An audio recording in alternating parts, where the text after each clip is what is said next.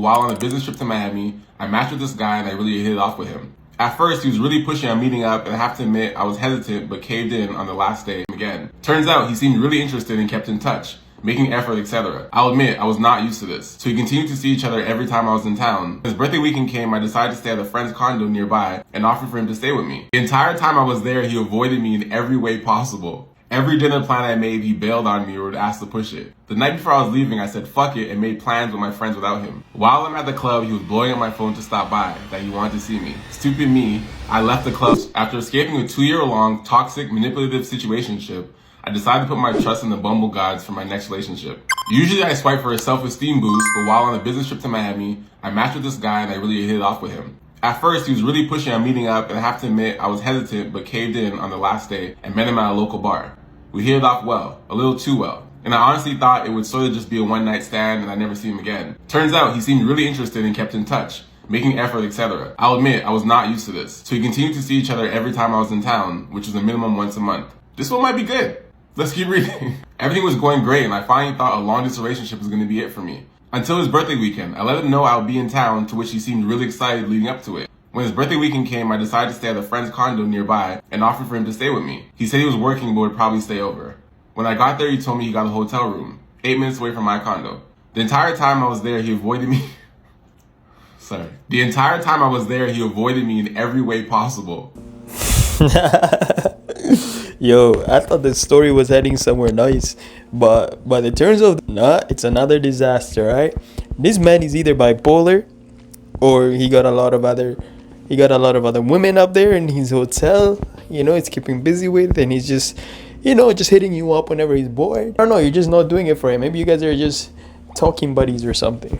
Every dinner plan I made, he bailed on me or would ask to push it. The night before I was leaving, I said fuck it and made plans with my friends without him. While I'm at the club, he was blowing up my phone to stop by, that he wanted to see me. Stupid me, I left the club and drunkenly get in the Uber to his hotel. I showed up to his hotel to meet him in the lobby for him to kiss me on the cheek, sit me down on the couch and tell me he's tired and he's going upstairs to bed. He then called me an Uber and What?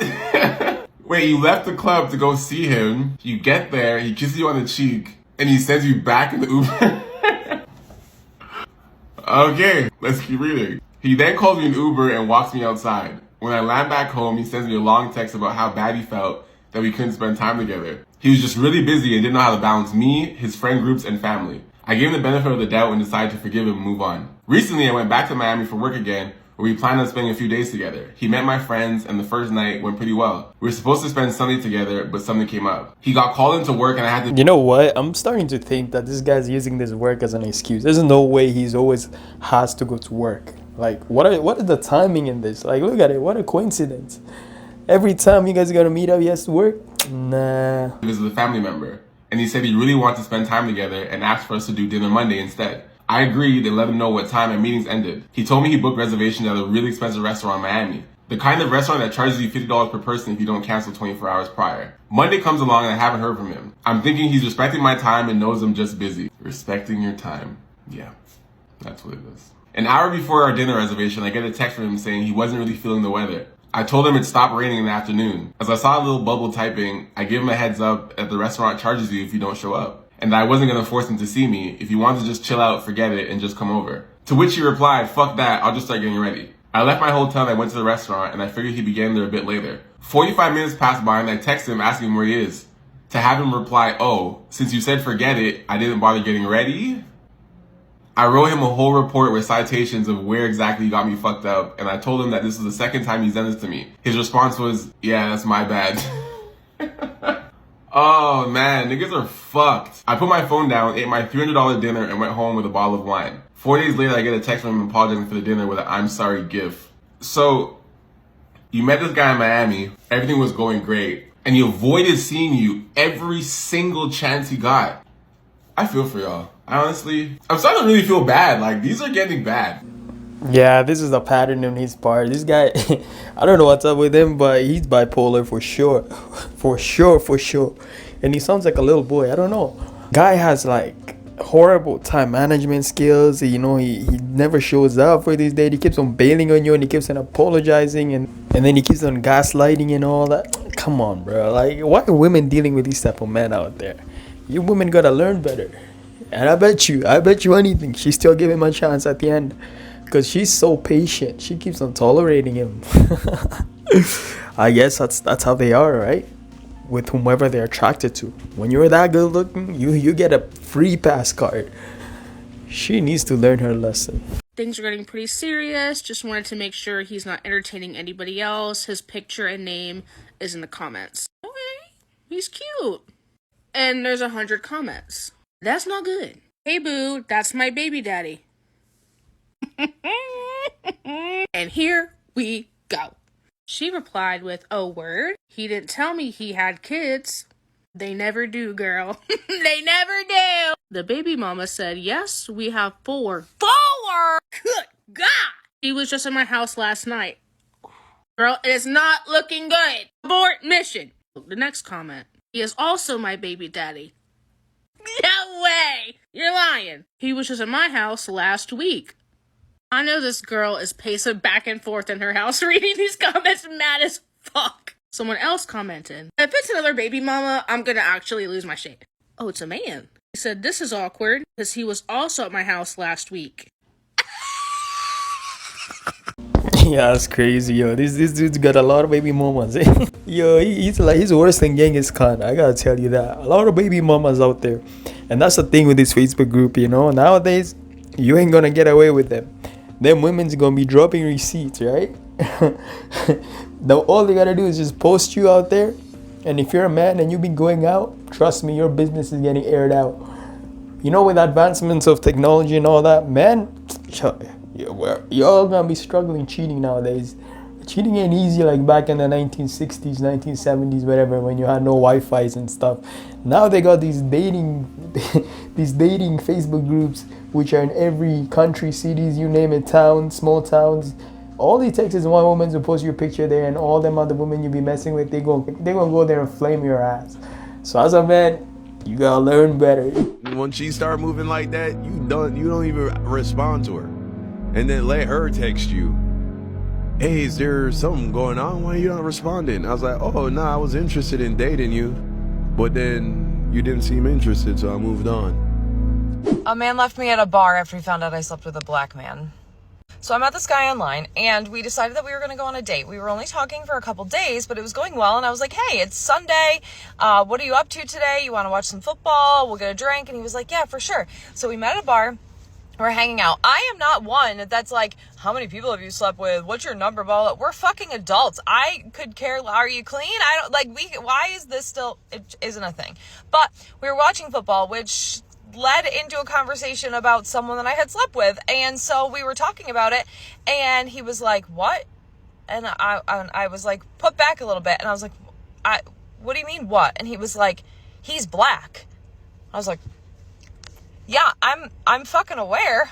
So I was a little put off by it, but then he got like super intense, and he was like, "You fucked a black man?" And I was like, "Sure." Like, he turned into like an exorcist. I was like, "What? What?" And to be fair, at this point, the date was over for me, but I was like, what is wrong with you? And he like went into this whole big thing about, I'm not even going to repeat all the shit that he said about like being dirty and all that. And I was like, what is wrong? So this is where I started to plan my exit. And I was like, okay, how am I going to get out of here? I can't freaking sit here with this guy anymore. And I was like, all right, I'm going to go to the bathroom. I'll be right back. Now, I drove myself, so I full on planned on whatever, leaving by myself anyway. But I was like, okay, I'm trying not to ghost people or be like a crazy person. He had my phone number, so I'm like, okay, I'm going to go to the bathroom. I come back out, he was gone. I was like, that worked out fucking perfect. So I sat at the bar for the rest of the time. I met the bartender. Her name was Tara. We had a great time. And what in the actual fuck is dating? Why am I getting the feeling that my man here knows that he's doomed? The fact that after she disclosed she slept with this black man, he knows he can't compete. He knows that's it. It's over for him, right? He's raging on the inside. He's like, how am I supposed to compete after this dude? You know, this is Division 1 athlete. How am I supposed to compete after him, you know?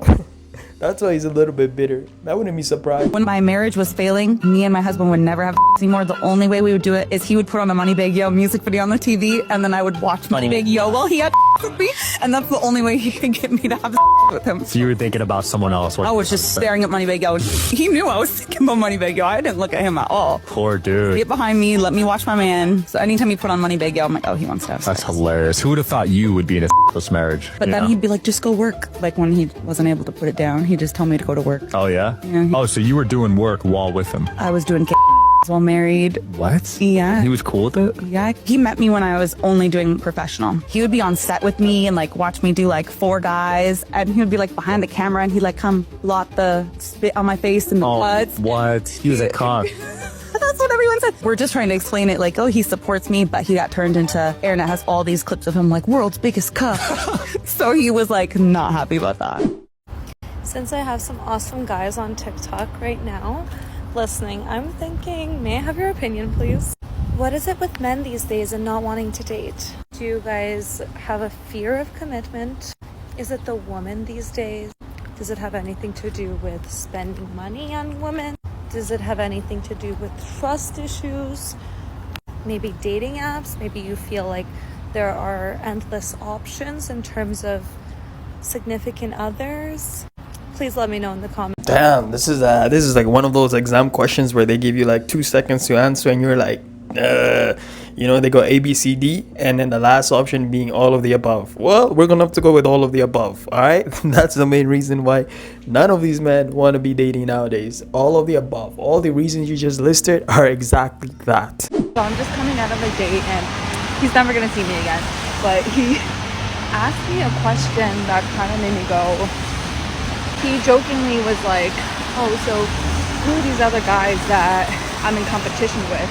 And I had to be like, other guys? No, you're in competition with me. You're competing against me because, listen, I'm fucking great. I'm fun. I know how to do everything for myself. But what is going to make you special enough for me to want to share my life with? I think this man was like aghast because he was just like, I was being dead serious.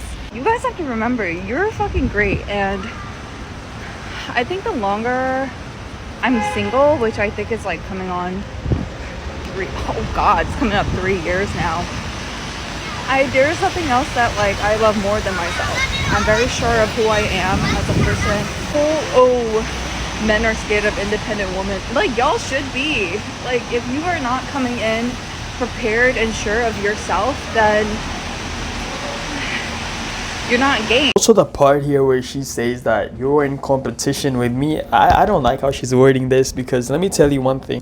You know, you're going on a date to find compatibility, not to compete with each other. So she's coming here with all these accolades and with the whole sole intentions of comparing, right? What he has versus what she has, what he's doing versus what she's doing, what achievement he has versus her achievement. And that's not how a relationship should be like, right? It's not a competition.